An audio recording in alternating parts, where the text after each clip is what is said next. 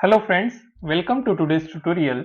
Today we are going to learn how to send OTP using Spring Boot application for authentication.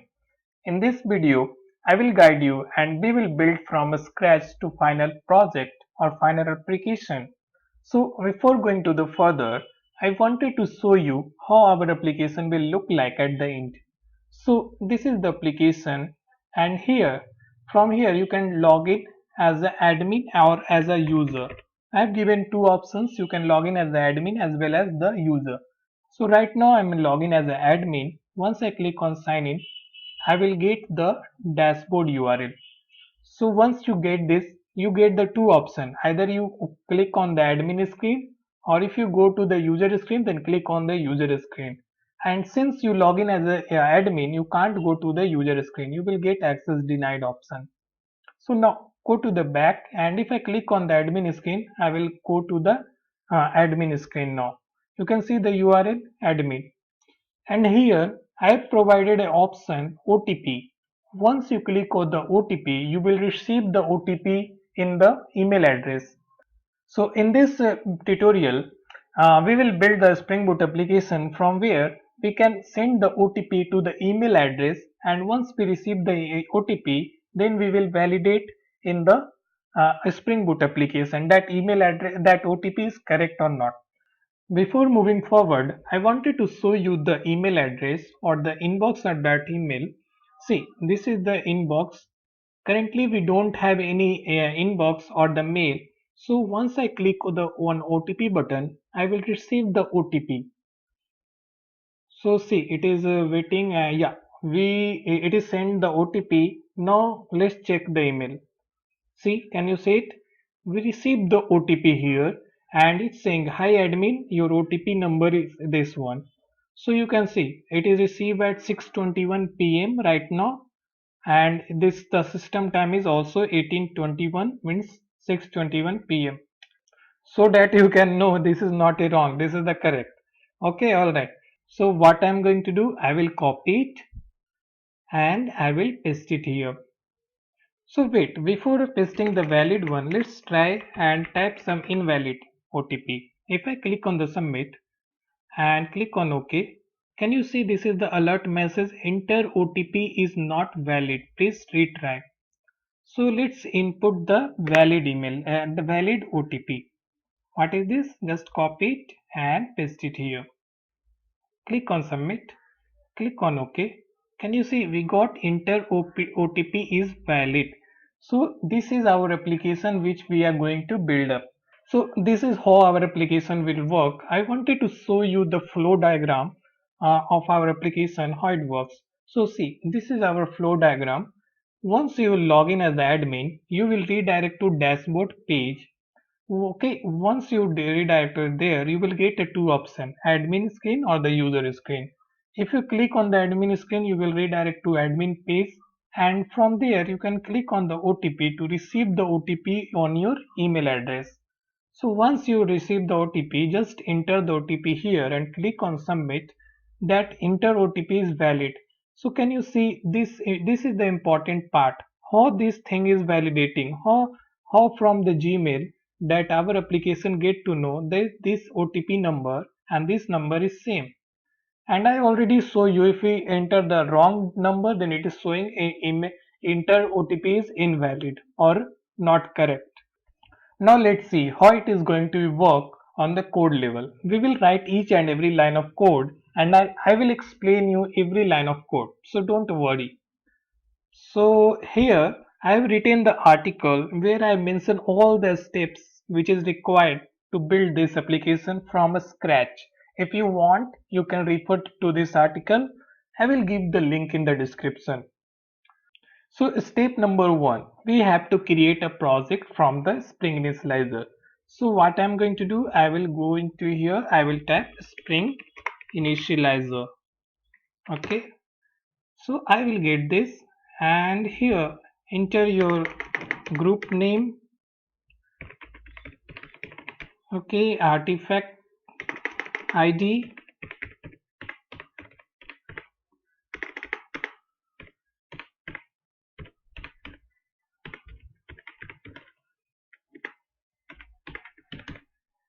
and yeah, let it be all as default. Now click on add dependencies, and before going to that, let's check what are the dependency we required. First we required Spring Web, then we required Spring Data JPA. Let's select that, Spring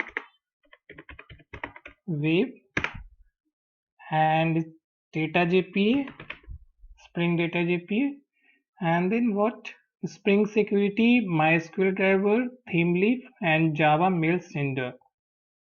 So Spring Security,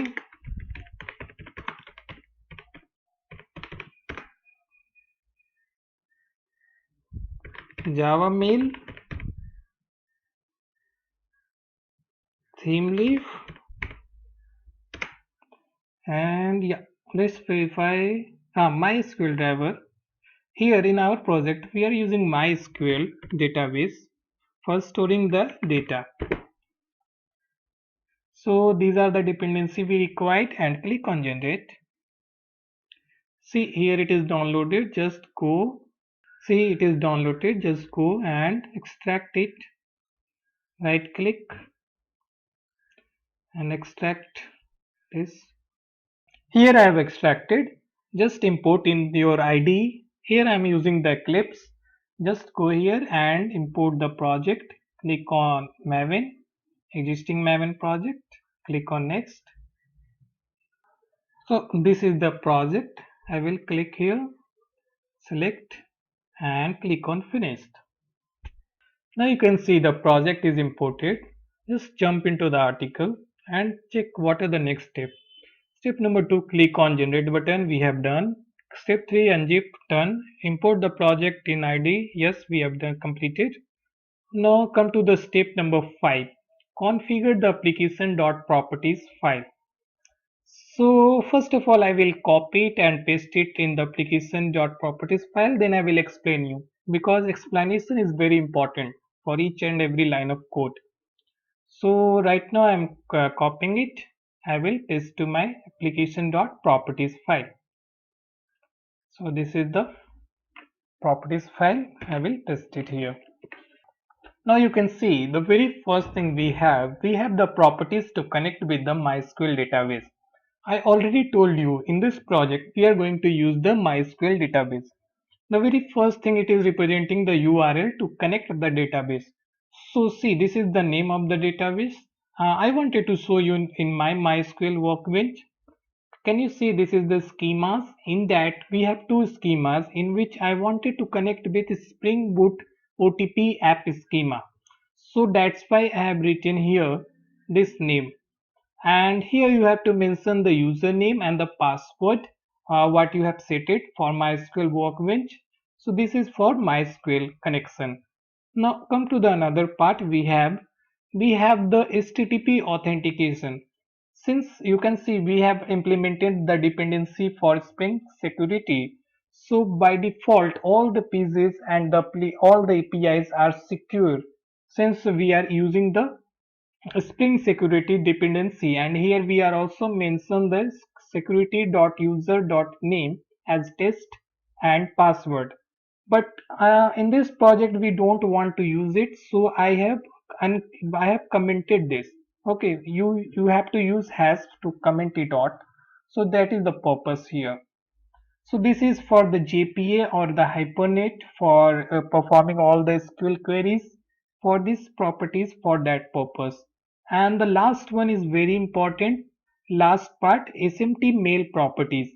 Here you have to, since we are using the Gmail, so the spring.mail.hostname is the smtp.gmail.com. Mail.port is 827. Okay, in username you have to give your email address from which you wanted to send the mail to that login person or the user. So earlier part I show you, I am able to send the mail to some person. Okay, so that is the different email ID. That is the different email ID. Here you have to mention your email ID, so that whenever our Spring Boot application try to send the mail to some person 2, then they will use this mail ID whatever you mention here to send the mail to that person email ID. Okay, that is the thing you have to require to mention here. And the password of your mail ID, and make auth true and enable true. So that is all about application dot properties. Now jump to the article and see here. Note, make sure the MySQL username and the password are correct. Okay, be sure that it should be correct. Step number 6. Configure the Spring Boot main class. So in the Spring Boot main class, as I told you, we don't want to use the default authentication which is provided by the Spring Security. So there are two things you have to do in order to disable the default Spring Security in your application. The very first thing you have to comment this, or you have to remove it. Means it's your wish. You can remove it. And another thing what you have to do, just go to the Spring Boot main class. This is the main class, and here you have to add one annotation. I can show you. In order to disable the basic Spring Boot authentication, we are doing the above. We need to follow 2 points: commit or remove. First one is we completed. Second part, use the enable auto configuration annotation with exclude attribute in the Spring Boot main class. So this is the annotation we want to completely disable the default authentication of Spring Boot application. What I am going to do, I will just copy and tag it here. Just fix the import. Alright, I fixed the import. Now move to the article and see what are the next step we have. Step number 7. We need to configure the Spring Security config.java. Since we have disabled the default Spring Boot security authentication, we need to provide our own. So first what I am going to do, I will copy this code and then I will explain you one by one how it is working. Because my motto is to explain each and every line of code, because you can easily get the code from anywhere. So I am going to create a class, give the name of Spring Security Config. Alright, I have given the name, click on finish. Alright, I have created the class. Just what you have to do, just paste it the code, and one by one I will explain you what each and every line of code is doing. So first fix the error, what type of the error we are getting. Rename the Spring file to okay. This is the user service class, still we did not create it, so it will give the error for right now. Now move to the what error, this one. Okay, this is for same, and custom access denied handler. So still we did not created these things, so it will be give error. So let's jump and look what each and every line of code is doing here. I wanted to jump into the article where I explain line by line. So yeah, now in the very first part in this code we have the total 3 methods. One is config method. So let's understand what every line of code is doing. First of all, we tag with the configuration annotation, which means that this class is configuration class and it will return the bean object or the object. And here we are enabling the web security. Okay, so that's why we are extending the predefined class web security configurer adapter class. And after that, we are injecting the or auto-wired the access denied handler class, which still we did not like. It is a predefined class already present in Spring Security. Can you see it? It is the package, default package of the access denied handler. Now come to the important part. Since we are extending the web security configurer adapter, we need to override some of the methods. The first method we have to override is configure method. After that, we have total 3 methods in this class: configure global method, and then we have the access denied handler. So one by one I will explain you what each and every method is doing in here. So let's jump into the article and see. See, the very first thing, configure method explanation. Here I explain each and every line.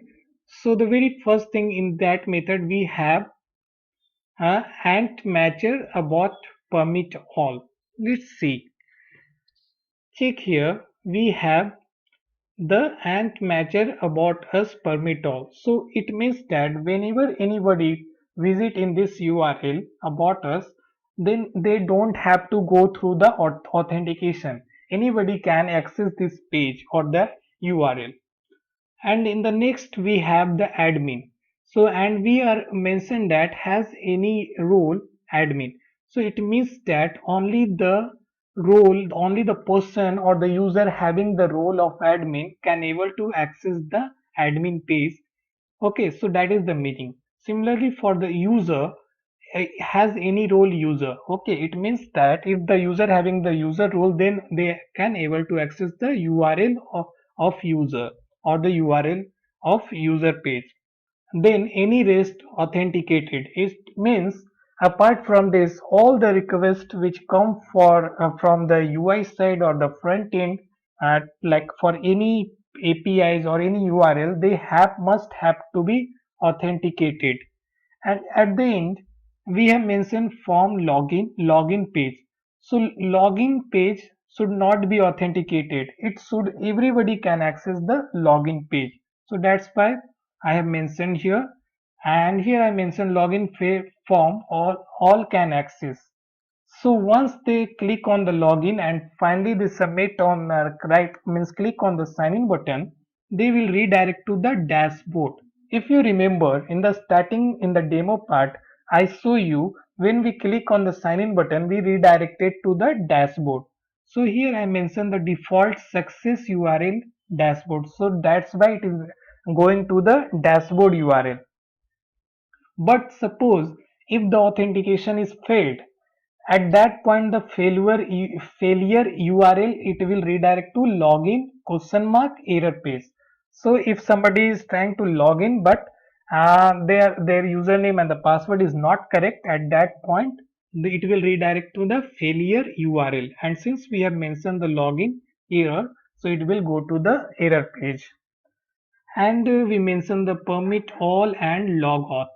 So once they click on the logout, they can able to log out finally. At the end, if some user tried to suppose the admin person role is admin, but they wanted to access the user page, then at that point they will get the access denied message, because they are not permissible or allowed to access the user page if their role is admin. Okay, so at the same time, if the user person try to access the admin page, then at that point also the user person will get the access denied message. So once they will get the access denied, and here we are handling that access denied thing. So what we are doing here, we are calling the access denied handler method. See, we already define here access denied handler method here, and it will return the object of custom access denied handler. Since we did not created the class yet, I will explain you in the another steps. So that is the purpose, and it will return the custom access denied handler object. Since it is returning the object, and in the Spring, object is considered to be the bean, Spring Boot. So we have tagged with the Spring Boot annotation. And you can see another, we have the configure global method.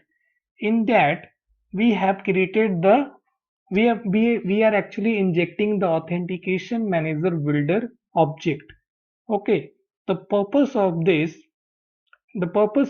we can get the users detail from the database, like what are the username, password or anything whatever we stored, we will get it from there.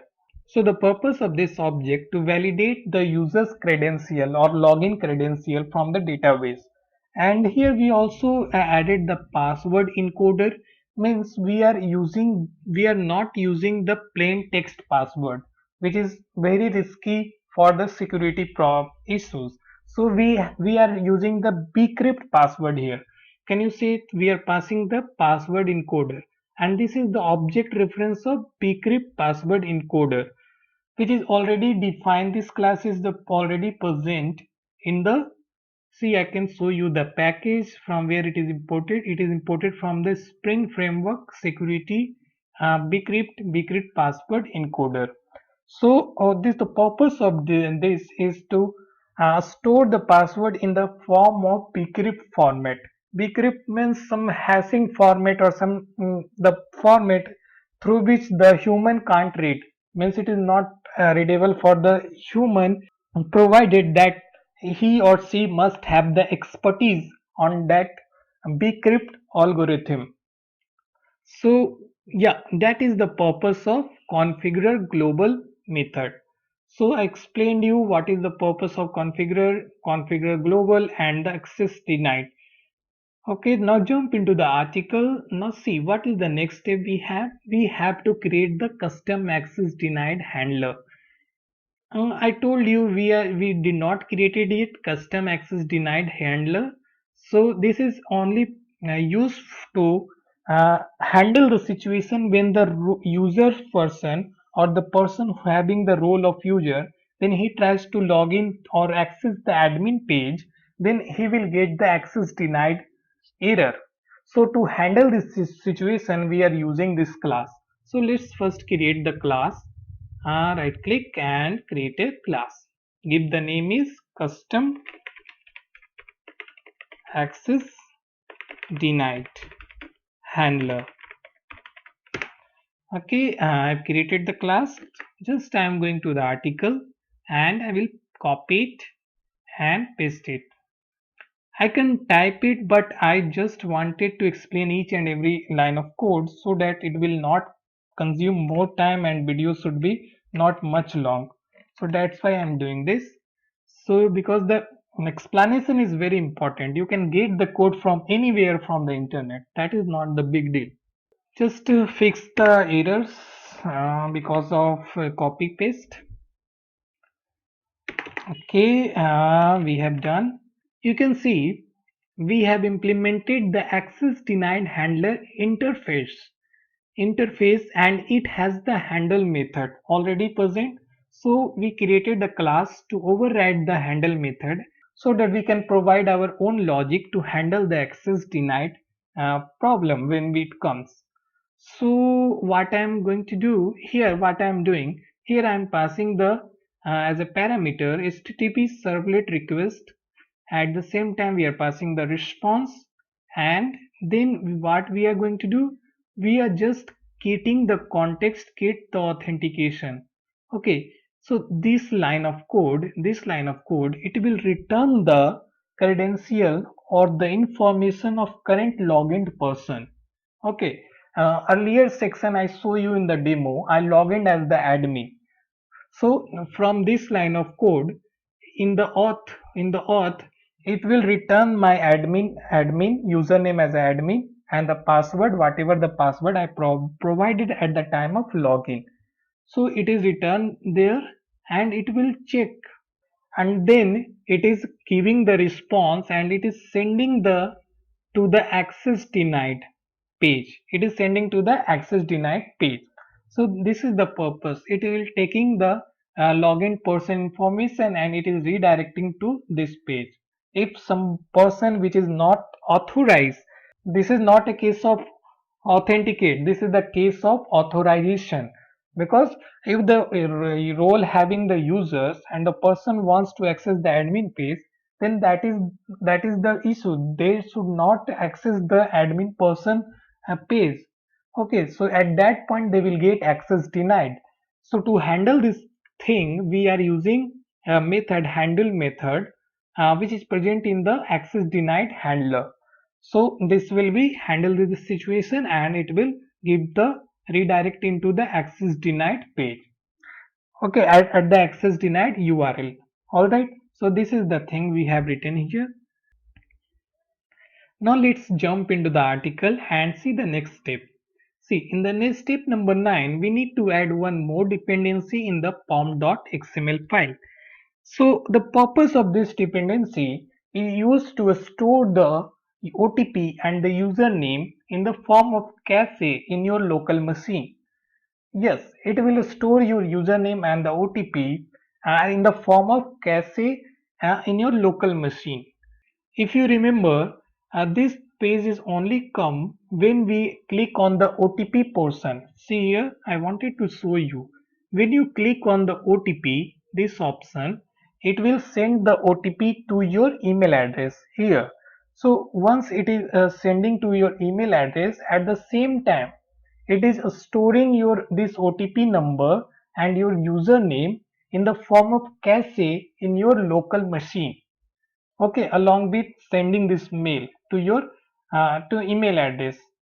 So at that point it is storing it, and once you enter here that number from your, if you copy that OTP number and if you paste it and if you click on the submit, so this number is going into the backend and it will verify from the cache stored OTP number, so that if it is stored in the cache or number, if the number is same, then at that point it will give the correct that your OTP number is correct. Otherwise it will give the incorrect message or alert message in your screen. So let's see how it is going to work in the code level. So what I am going to do, I will just copy it and go to the code and paste it in the pom.xml file. So now, yeah, see, I am going to place it here after the MySQL. So I will paste it here. Of course, you can paste wherever you want and let it be more systematic way. Okay, done. Now go to the article and step number 10, we need to create the OTP service.java class. So first of all, I will copy and paste it in our Eclipse. Then I will explain each and every line what is the purpose of this. So let's go and just copy it, and I will copy it and go here. I will create a class name. I will give OTP service,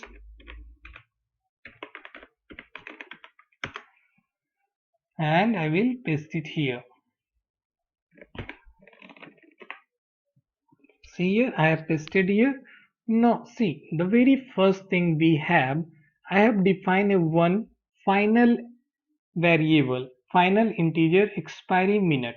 So I am declaring this variable for the purpose that it will be valid, like when the OTP is sent to your email address or to the any person email address, then that OTP should be valid for 4 minutes only. After if after receiving the OTP in the mail, if some person try to enter the OTP number after the 4 minutes or after the 5 minute or any time after the 4 minutes, then it will be expired. That will give the OTP is not correct, it is expired at that point. So I will show you where we are using this variable expire minutes. So now next step, we have written the declare the one variable name OTP cache. So here it is, the purpose of this OTP cache is to take your variable or take your OTP and the username which is stored in your local system in the form of cache. If you want to see where it is stored, I have mentioned in the article the path where it is generally stored in the Windows. I will show you. Wait a minute, see here. You can see your cache file on your following path for the Windows. So under the C users and your system username, and go to this folder, and at the end you will see the cache. I will show you, just I am going to copy it and I will go here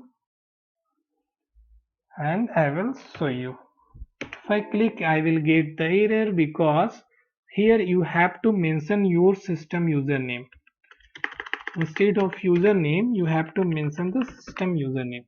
Since my system username is number, so I will just click on this. Can you see it? I got this much of the cache. This is the cache which is stored from the Google Chrome. Can you see? here the path Google Chrome. So from the Google Chrome, whatever the web browser or whatever the site you visited on the Chrome or your browser, it is stored in the your local device. Some of the data which is important, and that data is stored in your local device in the form of cache. So here it is storing. So the purpose of this variable is to take or fetch the OTP from your local device. From here it will fetch that OTP and the username. So now see, we have defined a one constructor, OTP service constructor. Here we are indicating the calling the, this is called super calling statement, which used to call the immediate constructor, immediate parent constructor. So it is optional right now. Now here you can see in the OTP cache variable we are and creating one object. We are calling one method, not object. We are calling one method, new builder, and at same time we are what we are doing. We are setting expiry after write this. Here we are passing the expiry minute. This value 4. Here we are passing the 4 and we are assigning the time as a minute. Means after 4 minutes that OTP will be expired. Okay, then we are building and we are setting that. Okay, that is we doing in this step. Then we are also declare one more method, public int generate OTP. So whenever this method trigger, it will generate some random numbers. So for generating the random numbers, I am using the random object of the Java. So here I have mentioned any, you can give any type of the number. I have used this number, and then what I am doing, I am attaching this value in the form of key value pair in OTP cache. OTP cache is where we have declared here. It is some kind of look like map where you pass the key value pair. In the key, we are passing the key as a username, and then we are passing the OTP. So actually you can receive the key value on whenever this method this generate OTP method get called. Still we have did not created one class OTP controller class. In the next step we will create the OTP controller class. In that we will call this generate OTP method and we will pass the username as a key. So once this method get called, it will generate the OTP, and what we are doing, we are just attaching that thing in the OTP cache and in the form of key value. In the key, the username and the OTP will be which generated the random number. And then we are passing the OTP, that random number, in the finally in the generate OTP method. Now come to the next method, we have get OTP. So this method actually return the OTP from your local machine or local system, which is stored in the form of cache. So what we are doing on the object, we are calling the get method and we are passing the key. So I told you it consider as a map. In the map, when you call the get method and if you pass the key, it will return the value for that key. So it will return the value means OTP. In this case, it will return the OTP. So it will return the OTP number. That's why the return type int. Otherwise, if it did not found, then it will return 0. If any exception also occur, it will give that. Now come to the another thing. We have the clear OTP method. Whenever this method get called, it will clear the OTP present in your local system in the form of cache. And here we are also passing the key like username. For this user, I want to delete the OTP number which is already saved as a form of cache in your local machine or the system. So that is the whole meaning of OTP service. Now go to here, move into the article, and let's see. In the step number 11, create a email service.java class. And before moving forward, I like to remind you that if you face any problem, just go visit this URL. I explained in the detail each and every set, each and every things. You can see fetching the OTP from cache, everything I have explained in the detail. Just go through it and you will never face a problem. So now come to the step number 11. We need to create the email service.java class. So before I'm going to explain you, just I will follow the same steps. I will just create the class in a new class, give the name email service, and I will click the finish. See, I have created the email service class. Now what I am going to do, I will copy this so that I can explain you each and every line of code. So yeah, I have copied it and I will paste it here. I also, this is the email service class. In the previous, in some video, I also explained how you can send the attachment and the any like a message from the email to any person or to any email address. So same thing I'm going to use here, same concept, but don't worry, here also I will explain you what I'm going to do. Now see, the very first thing you should tag with the service class because it provides one kind of service to deliver the mail to some mail address. So we are using as a service here. So here I am auto wired the Java mail sender object. Alright, so this is present in where, see the package, it is present in Spring Framework mail.java mail sender. So this thing I will use it. So that's why I am injecting here or auto wired. Now come to the very first thing we have only one method here, so it will be very easy to understand. We are using the send OTP message. So whenever somebody call this method, then this logic will get executed. So whenever somebody call this method, they must pass the two variable. In the two variable, they will pass the email address of the person to whom you want to send the OTP. Okay, in another steps, I will show you from where this send OTP message method will get triggered or get called. So yeah, we will receive the two email address to whom we want to send the mail, and we will receive the subject of the mail. At the same time, we will receive the message. Message will contain the OTP. Okay, OTP, it will contain the OTP. Now that is the thing, that is the parameter or the argument here. Now what we are going to do in the Java mail sender, we are calling a one method create mini message. This will return the object of mini message. Okay, so this mini message, what we are doing, we based on this we are creating a mini message helper. So helper will be support, like it will support to send the mail. So this object we are creating, and in that we are passing the object reference of mini message here, and we make it as a true. Now come here, on that mini message helper object reference we are setting the two. This is the predefined method which already present in mini message helper object. So in that we are calling the set to method in which we pass the address or the email address of the person to whom we want to send the mail. So here we were passing, we are also setting the subject, we are also setting the text. See, set text, it is very important, you should understand. This message is the content of the message which contain the OTP number and along with the some text, whatever you want to send to that email address. Okay, did you remember? I show you. I just see. This is the mail. Hi admin, your OTP number is 341790. Can you see this is the bold in nature?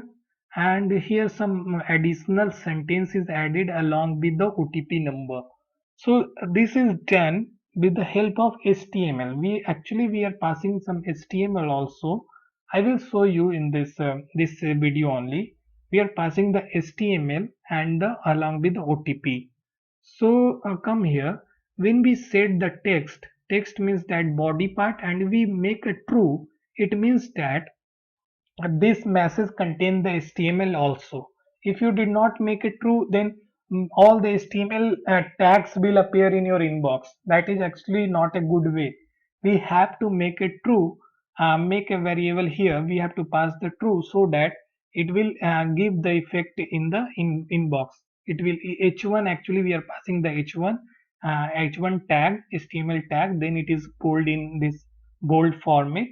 So that's the case. Okay, and after that we will call the function or the method send method. In that we will pass the object of mini message. Once it get triggered, it will deliver the message or the mail to that mentioned email address. So that is the thing we are doing in the email service.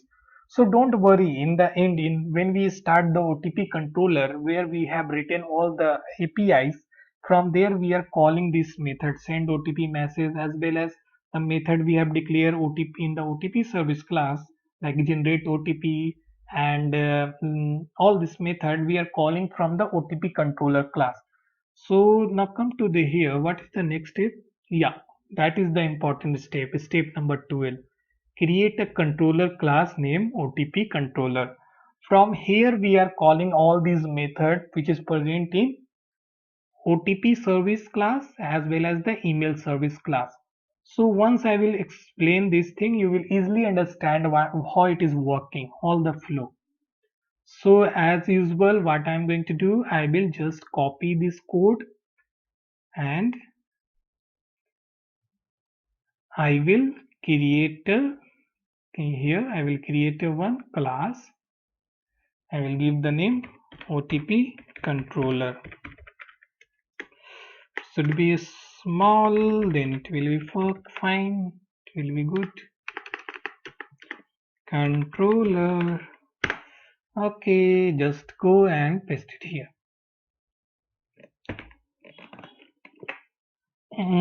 Yeah, we have pasted here. Just fix the some of the error. What error we are going? We are getting email template error. Still, we did not created the email template object. We will create the email template object. And then what error we are getting? Some extra, some bracket is missing. Yes, one bracket is missing, closing bracket. Okay, all right, we are good to go. The very first thing you have to add the controller. Okay, just close this all the extra tabs so that it will be easy for you to see all this thing. So now see, we are tagging the controller since it is a controller class. We are injecting the OTP service. In the previous step where I showed you how all the method in the OTP service, that object we are injecting here. At the same time we are injecting the email service object. Now come to the important APIs. Here we declare, in this class we declare the two APIs. One is for generating the OTP and then to validate the OTP. The very first thing what we are when somebody call the generate OTP API, then what it going to happen, and when this API get called, see here I can show you. Go to the here figure. When you click on the OTP button here, you can see whenever you click on the OTP link, it will call the this API, generate OTP API at that point. So what it is going to do is this line is getting the username and the all the passwords for the current login person. Okay, you have login with the admin, so it will return the object. Okay, and it will contain the name, username and the password. So see, on that object we are calling the name method get name. It will return the username, and since if you remember here we are using the username as admin, so it will return the admin in the username variable and it will store in the username. In the next step, what we are doing, see here, OTP service dot generate OTP. We are calling the generate method. Did you remember in OTP service I explained you? And here we are passing the username. If I go to here in this class OTP service, we receive as a key in the form of key. What we are receiving? We are receiving the username. See here, we are receiving the username, and if I go here, it will receive the username as a key, and it will generate the random numbers, and it will return that OTP. So once it will return the OTP, we will store in this variable OTP. Alright, done. Then in the next step, we are generating the template to send the OTP. So basically what we are doing here, we want to send the OTP number in the proper format. So for that we are creating one our template, and where I have created send OTP.html. So see here I can show you, I did not create it here. In the further step I will show you. So let it be here in this part. I have now moved to the another part. In the next part, what we are doing, we are creating one map.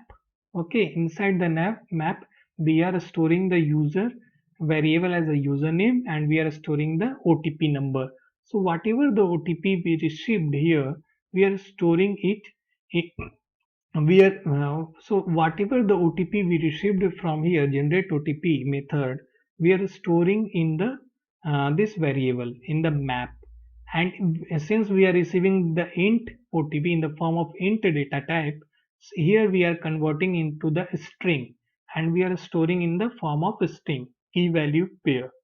Once we are done this, what we are doing, we are calling one method, get template method, which is present in the email template class. See, template and template, we are calling the get template method. So okay, what I am thinking, I will define the email template first so that you will able to understand. Now jump into the article and go here, where it is. See, first I will define the send OTP. Okay, send OTP. I will just copy it. So what I am going to do, I will right click here, go to the new, I will go to the others, and then select general and go to the file. Once you click the file, click on next, and here give the name. What is the name? Sorry, this is not the name. See here. Wait a second. Is send OTP. Can you see send OTP.html? I will give the name send OTP.html. Of course, you can give whatever name you want. Just I am giving for easy understanding. I will just copy it and paste it here. So this is the HTML tag or the HTML which is attached along with the OTP whenever the mail is delivered to that email address. Did you remember I told you we are using h1 tag, and after that we are using hi, I can show you. See, hi, then we are receiving the admin, then your OTP number is this one. So he in this file only we have configured all these things. Hi, your username and your OTP number is, and your OTP number will dynamically come here. Okay, it will dynamically come and it will replace with this thing. And at the end we are sending thanks, and we also include the br break, means line breaker tags. So that's why we are receiving like this: hi admin, your OTP number is this, and see at the end thanks. So that is the purpose. So let's see, once again go to the OTP controller, and once we receive the OTP from the generate OTP, then we are calling that new email template. Okay, this is the object, and where we are passing the is send OTP HTML. Okay, this thing we are passing here. So I need to create the email template also. So what I am going to do, I will just right click, go to new class, and give the name email template. Click on finished. Now move to the article and see, create the email template. I will just copy it and explain you one by one each thing, whatever the method I declare in this class. so that you can easily understand. So this is the thing. Let's first jump into the OTP. Now see, we are passing the this file name send otp.html in the email template constructor. Okay, when I go there, see here we will receive that file name, and what we are doing, we are calling the load template method. See, load template method is here, and we are passing that file name, means a send otp.html. So it will come here, and again we are calling yeah, load template method. It will come here, that file name, and we what we are doing here, we are just loading this method is used to give the current class name. Current class name is what? Email template. So it will give the email template. On that object reference it will return the class loader actually, and in that object reference we are getting the resources. Okay, and in that get resources method we are passing the this file name send otp.html, and on that we are calling the get file. So in all the things it will return the path, actual path of this file where it is stored. Can you see? I can show you. Right click in this, go to the properties. See, this is the actual path where this send otp.html is stored. So this whole path will be returned here. It will return and it will pass as a file, whole path. So once the path is passed here, it will generate a one file. In that, what we are doing, we are calling the string in the string object, and where we are passing that all the path file, and it will read the content from that file. So content means what?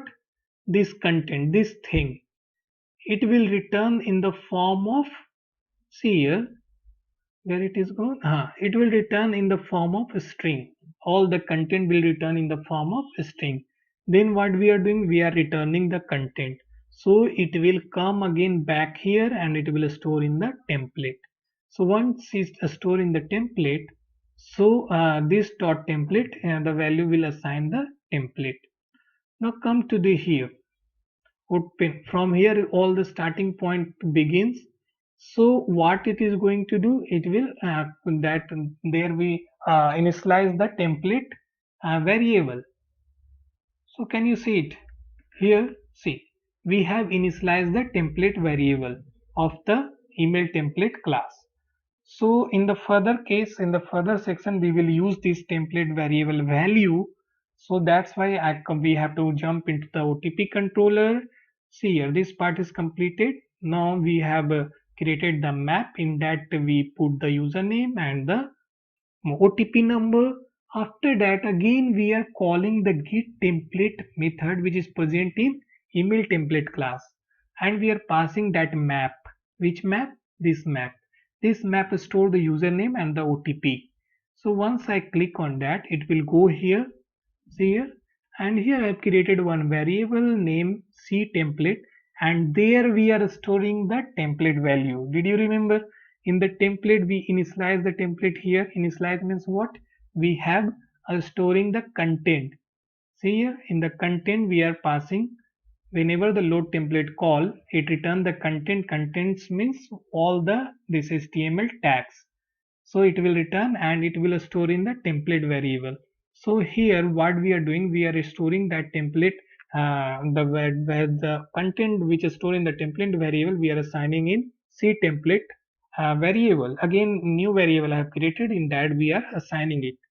Then what we are doing, we are replacing the string. Here what we are doing, we are replacing the string which having this double bracket and having the key. Key means username. With this thing we are replacing entry dot get value. Actually this will return the OTP number. So what we are doing a thing, we are just replacing this this double quote. Okay, this double quote we are replacing in the both the thing, and we are assigning the actual value in that place. that is get key. So that thing we are replacing that, and we are storing the username and the OTP. So that is whole thing we are doing, and after doing all this thing, it will return the message. See here, it will returning the C template. So it will return in the form of message, and we are storing in the message. And now you can see here we are calling the another method, send OTP message method, which already we declare in the email service class. We also see in the previous section that how it is working. So now this is the implementation from where it is get called. So in that what we are passing, we are passing the email address of the person to whom that OTP going to be sent. So that's why I have written the login user email address. You need to mention the email address of the person to whom you want to send the mail. Okay, OTP.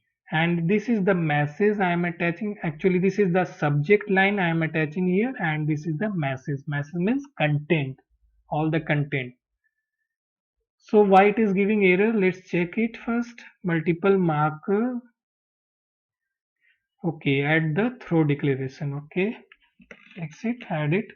Now see, when it get called, it will come in the email service class, and in the two you have to pass the person to whom you want to send the mail or the OTP. So first let's remove this line.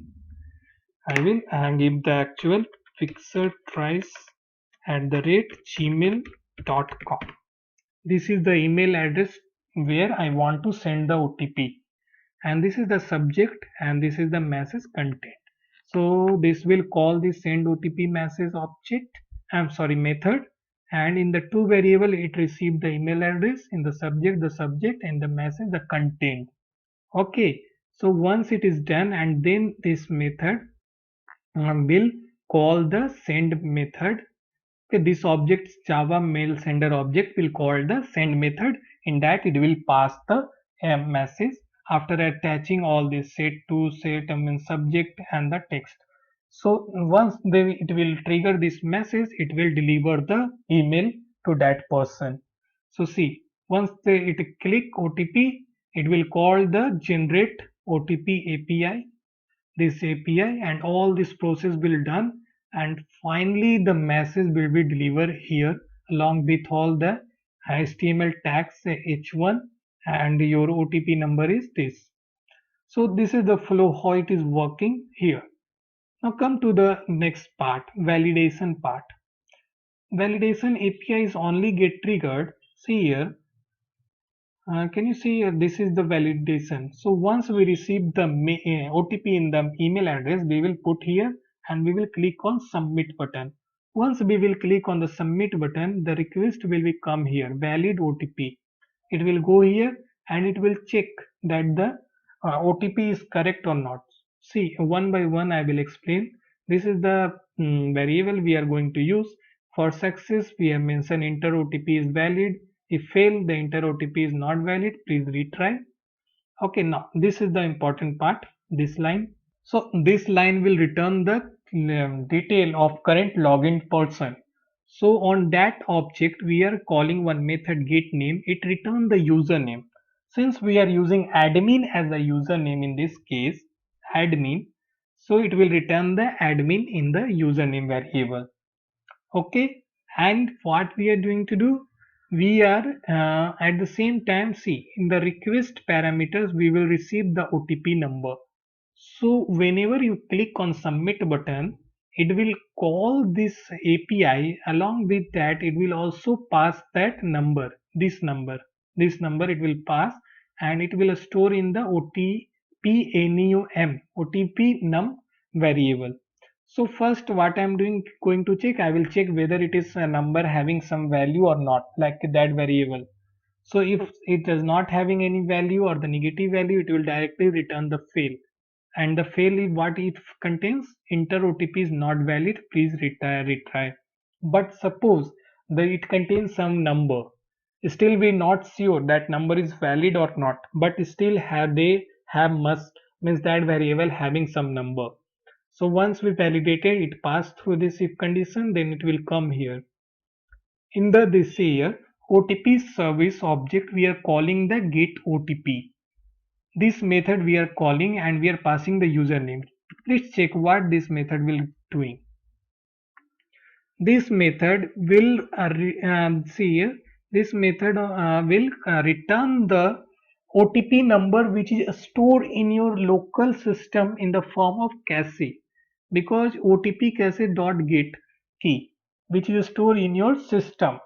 Okay, that, and when this system, that number is stored in your system, when you first time click on that API generate OTP API get called, at that time only it is stored. Now it will return that number from your local system, OTP number, and it will go here. So it will save in the server OTP number. So it means it is stored in the server. Already it is stored in the server. No, it will verify whether it is greater than or not, greater than the 0 or not. If it is not, then at that point only it will return the fail. Okay, it will return the fail, and the fail means enter OTP is not valid. Please retry it. But suppose it returns some value. Still, we are not so sure whether it is that number is correct or not, whichever we are validating. So here the main step. If the OTP num is come from where? From here. From here means this part, this number, which we are passing at the time of validation. So we are checking this OTP number and the server OTP number. Server OTP which received from the cache, or the number which already is stored at the time of generation of OTP. Okay, did you remember? Whenever you are clicking on the OTP, this OTP button, at that point it will send the number, this number, at the same time it will store that number in your local machine in the form of cache. Okay, sorry for mispronunciation, but I don't know how to spell, how to pronounce. Okay, so they will verify, and if both are same, they will then it is clear the OTP. It will clear that OTP and it will return that enter OTP is valid. Okay, can you see it? It will return the enter OTP is valid message in the form of alert. So this whole thing is doing. So finally it will return that enter OTP is valid. So this is all the things whatever it is happening in the valid or validate OTP API when it will get called. So these are the both methods and the both APIs which is declared in OTP controller. Let's jump into the article and move into the next step. What we have, see here from where we have started. Step number okay, create a OTP controller. Yes, we have created. Step number 12 here done. Here see, I explained all the things you want. You go through this article. Step number 13, create the send OTP.html done. Step number 40, email template completed. Now come to the home controller.java. So here we will define the dashboard page, login page, logout page, and all this page. So as usual, what I'm going to do, I will just copy it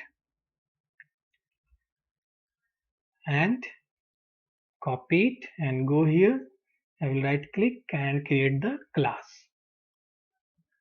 Give the name home controller. And I will paste it here. See, I have pasted this. So, and one by one I will explain. See, the first thing, since it is a controller class, we tag with controller. We have, then what we are doing, we have created one variable app name where we are injecting these properties. Okay, from where this properties value come, it will come from application.properties file. Let's check whether that property name exists or not in the application.properties file. Where is that file? Here. See here, it is exist. See, spring.application.name Spring Boot OTP enabled app. It is just a name of that our application. So that is the purpose. So it will store here in that value will store in this variable. The next step, this is the whenever somebody whenever somebody visited localhost clone 8080, at that point this method homepage method will be triggered. All right, so it will triggered, and at that point in the message it will store welcome to home page, and it will set the name, app name is what in the application dot properties. This one is the app name, Spring Boot OTP enabled app. It will store there, and it will also store the message is what, welcome to home page, and then it will return to sign in. So basically sign in, since we are using the template theme leaf template, you can see here in the application dot properties we are enable the theme leaf template, and we mention the prefix where it will go into search into the template path. Still we did not created anything .html files or theme leaf templates in the template folder, and in the suffix at the end it will attach .html. So now come to the home page. So it will return the sign in .html page whenever somebody trigger this single forward slash URL. Okay, at that point it will return the sign in page. But somebody whenever try to visit the dashboard, it will return the dashboard page. Did you remember in the starting only in the demo I showed you how it is working? It was returning the dashboard. See here, whenever you click on the sign in, it will return the dashboard URL. Can you see dashboard URL, and it will display this part. So that is the thing here I have mentioned. And if somebody try to find login, then it will again return the signin.html. Similarly, if somebody try to click on admin URL, it will return admin.html. So whenever somebody click on admin screen, it will return the admin URL, and in that it will return the page admin.html page. Okay, this is the admin.html page. I will show you. I will separately have saved all these things. Admin page, where it is. Say, wait a minute. See, this is the admin URL, and it will return this admin.html. Still, we did not created this is the theme leaf templates. So HTML files we will create. Similarly, users for about us for 430 error for that. Similarly, all these things will work accordingly, and one by one we will create .html file for all these things. Now, the another part is when you click on logout, what it is going to do, it will fetch the current login person details. Same line we are using in so many places. Did you remember this line? Everywhere. If it is not null, then we are getting the name of current login person. Once we get that, and then what we are doing, we are calling the clear OTP for this username. See, in the OTP service we have this method, and it will remove the OTP which is stored in your cache in the form of cache in your local system. So it will remove it, and finally it will log out from you from the screen, and it will return the redirect to this URL. Okay, logout means sign in URL. Finally it will return. So this is the whole thing we define in the home controller dot Java class. Now move into the article and see. Here I explain you all the things, all the methods one by one. If you want, just go ahead. Step number 16, we need to create a Pozo class for the user. So Pozo class, basically we are going to create the entity class which is map or which will represent the table which is present in the database, in MySQL database. Okay, so what I'm going to do, I will just copy it and I will go here, Eclipse, right click, new, create on class, and give the name user Pozo or user entity, whatever you want. I'm giving user Pozo, and I will paste it here, all the code. See, I pasted here. Let's see one by one. We tag with the entity. It means it is representing the some table which is present in MySQL database or any database. Since we are using MySQL, so I am telling MySQL. So, and the table name is users. We did not create it yet. We will create in the further steps.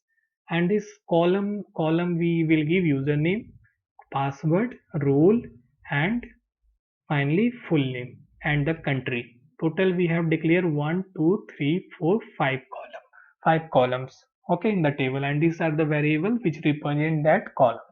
And then we have set it means put the getter and setter methods. So that is all about in users pozo or users entity class. Okay, just move into the article. Now move into the step number 17. We need to create the interface which extend the JPA repository. Since we are using the Hypernet, we need to do this all the traditional way or the things which is important to perform all the SQL queries or SQL operations. So what I'm going to do, I will just copy it and create a one class. Copy it. I will create a one user repository class. Of course, you can give whatever name you want. I'm giving user. I'm giving user. Sorry, user repository. Okay, click on finished and paste it here. Okay, I'm going to paste it here. User repository. So see, I have created the and I extended the JPA repository, and here I passed the users pozo, means the name of the class which represent the table of the database. Since the user pozo we have created which is the representative which is the entity class, that's why we pass here, and here we have to pass the data type of primary key. Okay, primary in the primary key, since CID primary key use we are using username. What is the data type of username? String. So we have to pass the string where it goes, user repository. So we have to pass the string here. Alright, we have created this and I have corrected the string. In the article also I will correct it. By mistake I have given the integer, but I will correct it. So now move to the next step. Okay, before moving to the next step, I have created one more method, find by username. This is my method like I have created, and since it is declared in the interface, it is abstract method, which means it does not contain any definition. So I will use it in the further section. I will explain you where I will use it. Now move into the next step, and that is we tag with the repository also. See, since it is a repository class, we tag with the repository annotation. Now in the step number 18, create a user service class to validate the login user on the database level. Okay, in this step we will create a user service class which extend the predefined user detail service class to override the method to validate the user's credential on the database. So what I am going to do, I will just copy it and then I will explain each and every line of code one by one. What is the name? User service. So I will right click new class and give the name user service and paste it here.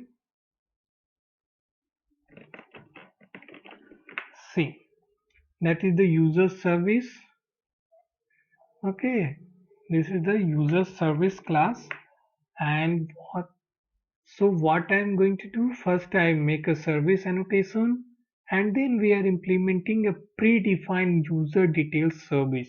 This is the interface which is present in where, see, I can show you, it is present in Spring Framework Security dot user details service. This is the class which is defined in security package. So what I am going to do in this field, we are going to overwrite one method load user by username.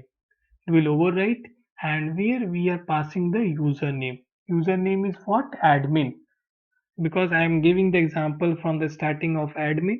So what I am going to do, I will call the find by username. So in the user repository, see this user repository, I told you I define a one class, one method, abstract method. In that we are used to find that user with the use of username. So it will, what it will do, it will go into the database and check the any user which having the name with username admin. If it is fine, it will return the all the details of that username in the form of user pojo. So what are the things it will return? Go to user pojo, it will return username, password, role, full name, country, and yeah, this is all the things it will return finally.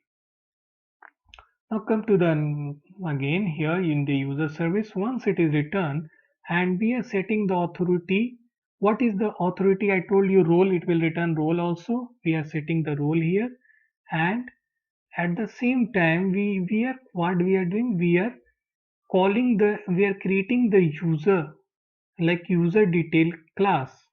Okay, object, we are creating the object, we are creating the object of user. In that we are passing this username, password, and authority. Authority means whatever the role of that user, login user. So once it will create the object of user, then we are doing the typecasting of that object to the user details. Okay, finally we are doing the typecasting in the form of user detail. So that is all thing. And from where this user detail come? It come from the Spring Security. So it will return the user detail. So now, so from here it will return the user detail finally. Now come to the next step. What is the next step? Step number 19. Still we did not created any table in the MySQL workbench. So what I am going to do in the step number 19, go to MySQL workbench and create the new schema. Under that create the table name users. So this is the code, or this is the query for creating the table name users. I am going here.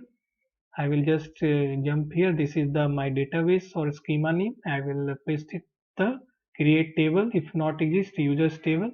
And what I am going to do, I will execute this query. See, table is created. Just go here and check whether it is created or not. Wait, don't check.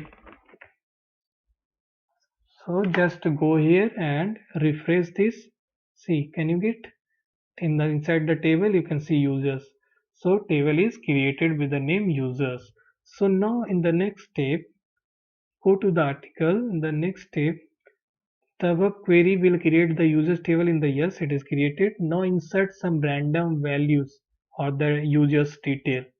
I'm copying from here and I will do the insert query, run the insert query. So what I'm doing, I'm inserting in the users the username, country, full name, password, role. So whatever, so I am storing the two datas, one for admin, one for users. So admin, I am giving the country name, I am giving the full name, I am giving the password. See, password is in the bcrypt format. It is not in the plain text. Okay, it should, I told you earlier also, it should store in the form of bcrypt. And another data we are storing the user, and here also password should be in the this format. So just execute this query. See, it is executed. Let's check whether it is inserted or not. Select star from users. Execute it. Can you see? It is stored. Admin, username is admin, and username is user, and password is this one. I know you can't understand this thing. What is the plain password for this bcrypt format? So I have given that thing here. When you log in as the admin, they enter the following. Add for admin, the username is admin and the password is admin. So this thing, go to the MySQL. This thing, this password is representing the admin. Whenever you convert the admin into the bcrypt format, then it will look like this. Okay, so that is the thing. Another, but if you are using the user, login as a user, then password is user. So that is the thing. Now up to step number 19, we are good to go. All these things have done. One part is remaining, theme leaf template. We need to configure that. So for that purpose, what I did, what you have to do, just download the I have written here. Now all the coding parts have been completed. From the next step, we need to work on building the HTML pages or the templates. Please follow the below link in order to get the HTML files. So for the what you have to do, just click on this link and you will redirect to my GitHub account. From there you will get the all the HTML folders or the file. So what you have to do, where you will get the template file, you will get in the under the source folder. The source folder, go to the main, in that go to the resources, in that you go to the templates.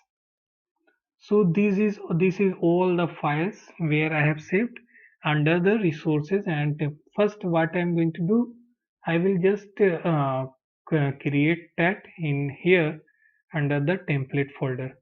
Just right click, new, create a file. I will create all the files. Now see, I have created all the files. So one by one, what I will do, I will just go here in about us. Wait a second. I will open it in the new tab and go into the borders. I will copy it and I will paste it here in the borders. So this is the borders. Then again, what you have to do, like that you have to copy and paste it all the things. For admin, this is the admin.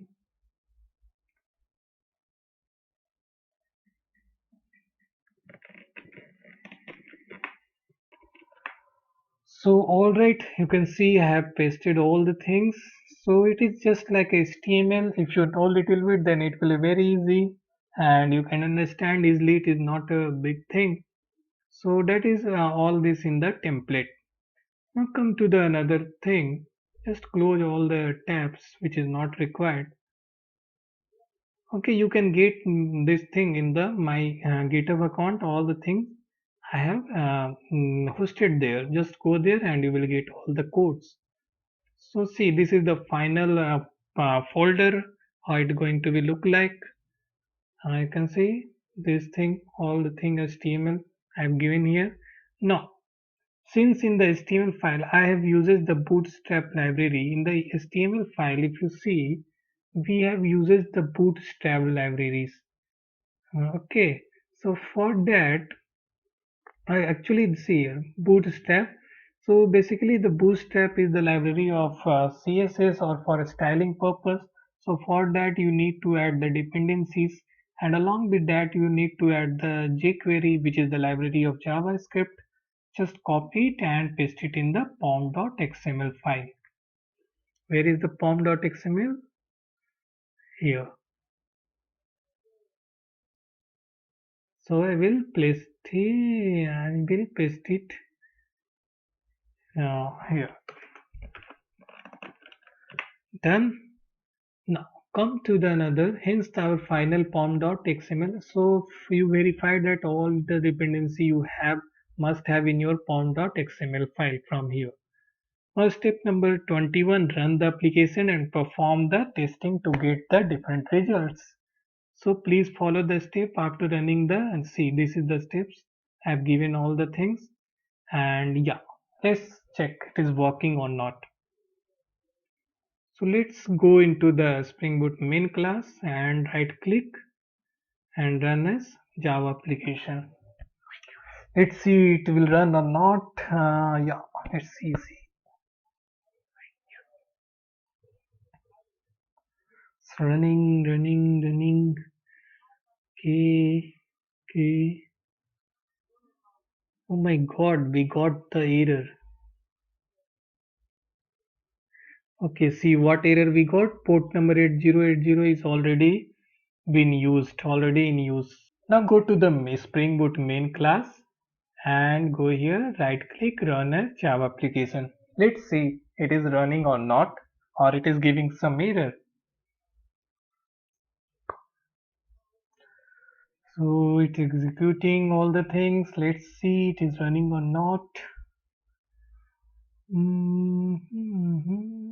Yeah, can you see Tomcat started on port number 8082. So I uses 8082. For you might be 808280. Okay, so let's check it is running or not. Go here and to 8082. Yeah, can you see it?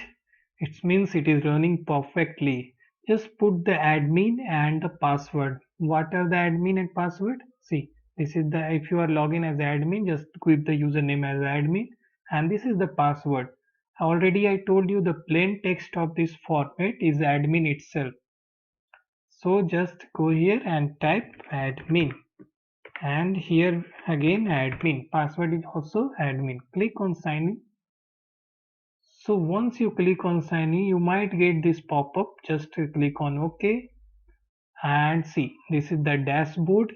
It is redirected to dashboard after the signing. Did you remember? See here, I wanted to show you one thing. Spring Boot config. In the Spring Boot config, where it is? Spring Security config actually. See, Uh, here we have mentioned when somebody click on the login URL, if it is logging if it is a logging successful, then it will redirect to URL slash single forward slash dashboard. Same thing happened here. It is redirect to dashboard. So now I will click on admin screen and now I will click on OTP. Once I click on the OTP, it will send the request to my like it will send the email. It will call the generate OTP method and it will generate the OTP and send it to the email address. So now see, I will click on the OTP. It will call the generate OTP API.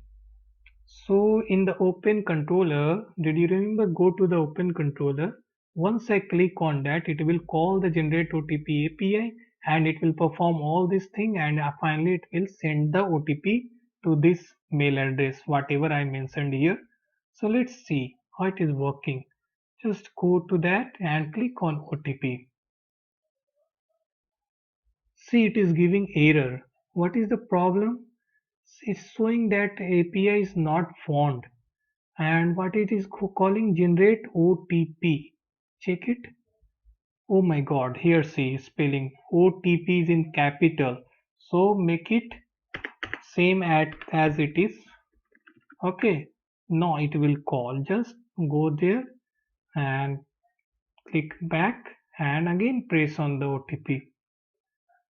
Oh my god, this time again it is giving error. Generate OTP giving error. So what I'm going to do, I am thinking we need to restart it again. Let's go to the console and stop it application and rerun this application again. Make sure this your API should be correct. Okay, because whenever I try to call in, it is calling generate OTP. So just go ahead and the code and rerun it again. Go to Spring Boot main class and right click run as Java application.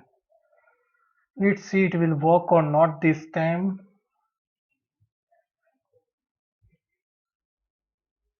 So starting, yeah, see, Tomcat started on port 8082. Just go and check it again. Close this, go to localhost 828082. For you, it might be 8080. So I'm going to give admin. I will give admin and press sign in. Okay, up to this it is working fine. Just go to admin screen and now click on OTP. See, it is showing waiting. It means it is going. Yeah, it means it work. Let's check on the Gmail we received or not. Yeah, can you see it? Yeah, and click on this. Hi admin, your OTP is this, and you verify with the time. I am not saying anything wrong.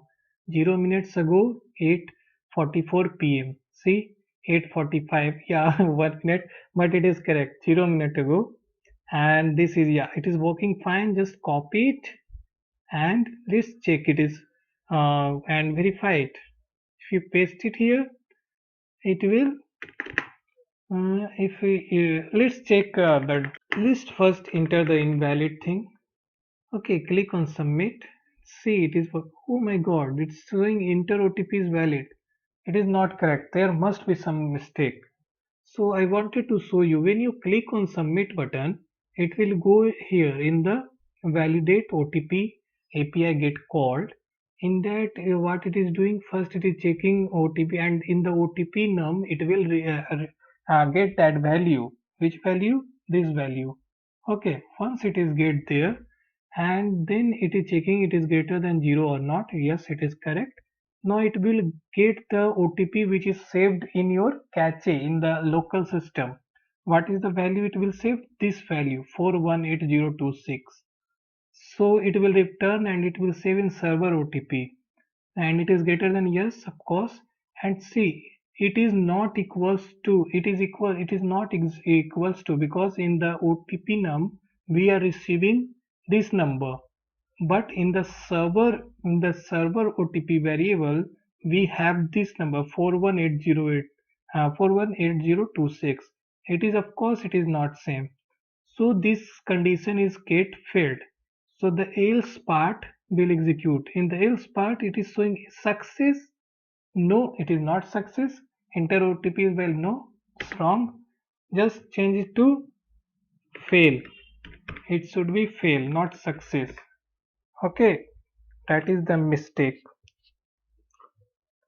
Actually, I am copying from there. I will correct it in the article before uploading this video. Okay, so that you will get a good correct content. Now it is fine. Just go and let's rerun this application again. I hope this time it will not create any problem. We will not get any problem. Just go here, right click and run as Java application. Let's check this time it should not give any error. We are all good to go. See, it is started. Just jump into there, close this, hold tab. Now come here and check it is working or not. Click localhost 8082 and enter the admin. Password is also admin and please sign in. Okay, it's fine now. And now click on admin screen and now click on the OTP. Who's waiting for the host? It will, yeah. We might receive the OTP. Just go inbox. Yes, see. Which one? This one, 849. 849. Right? This is the OTP right now. If I copy it and go here and paste. Okay, before pasting it, just put in invalid and click on submit. Click on OK. See, this time it is working correct. Entered OTP is not a valid. Please retry it. So now if I enter the valid and click on submit and it click on enter OTP is valid, it means it is working perfectly. In the scenario, in some of the cases, I find some people get some issue while sending the OTP to the mail. For example, they did not receive this email.